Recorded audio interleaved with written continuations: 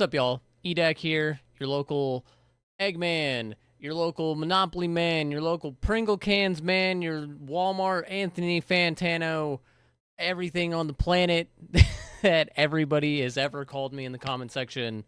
Your boy is here, and I really just kind of wanted to ramble about a random thought I had the other day. Something that I haven't really seen a whole lot of people talk about lately. We've had Ganon or Ganondorf as an enemy for a long time in the Zelda series, and it kind of got me thinking about the other, like, bad guys that have shown up before in Zelda games. You know, we've had, like, your Girahim, your Zant, like, all of these bad guys that lead up to it just being, like, Ganondorf's pawn anyway, and it really made me think that I really want Vaati to return in some sort of fashion. What also got me thinking about it was Echoes of Wisdom. I've been doing, I've been watching the trailers. I made a few videos about those, and it really just kind of made me reignite that passion about how I think Vaati is just a badass fucking Zelda enemy, and he's only been in 3 Zelda games. He's been in Four Swords Adventures, and Minish Cap, and that's it. I would really love to see him in like a 3D Zelda game way back when Age of Calamity first came out and Aster was a thing.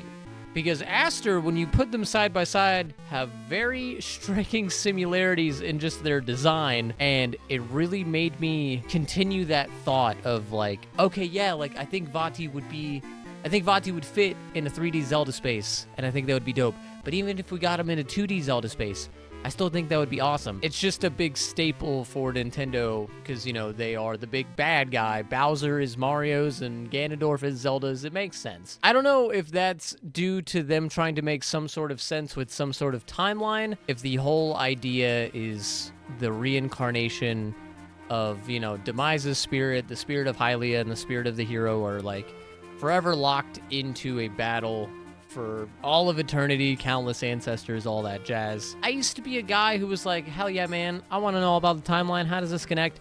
I'm still kind of that way, but also at the same time, I'm kind of like, who fucking cares?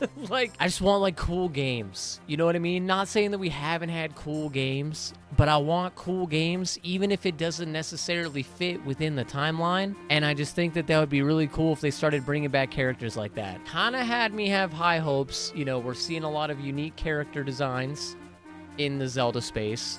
We're getting Echoes of Wisdom where you play as Zelda.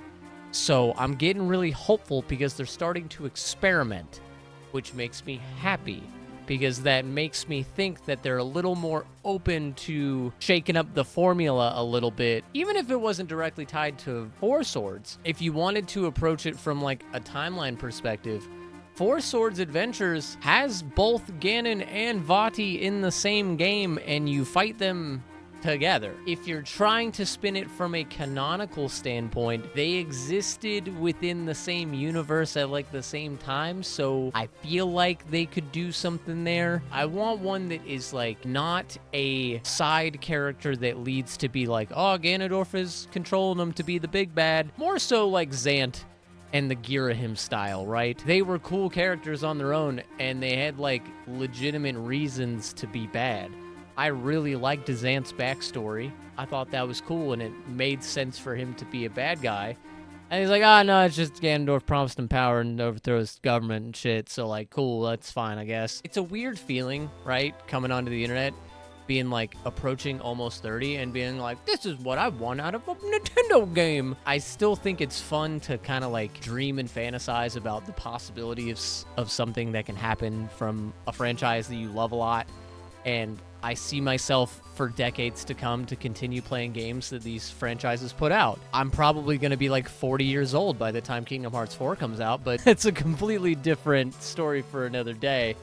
Oh man, time is not getting any slower. I will say though, like a 3D kind of Breath of the Wild, Tears of the Kingdom style Four Swords game kind of sounds pretty cool. Apparently Breath of the Wild had the Minish Village as a thing, and then they got rid of it, so like they were thinking about it. Vaati was a part of the Minish. Spoilers for anybody who hasn't played Minish Cap. That game's decades old. Don't come at me. You've had enough time. Okay? It seems like they've wanted to somehow incorporate that era of Zelda again, and so I really hope they kind of follow through with it. Whatever they didn't do for Breath of the Wild and Tears of the Kingdom, in whatever 3D open world Zelda game that they make next, in whatever other world that they do it in whatever other story it's going to have. Maybe it'll incorporate the Minish, and maybe it'll incorporate Vaati as an enemy. I don't know, man. I'm just throwing that out there. Nintendo, you know, you can take my ideas. It's just like, it's so hard to look at the comparison of Aster and not think that they drew inspiration from Vaati from some way. Do you want Ganondorf or Pig Ganon to remain the main bad?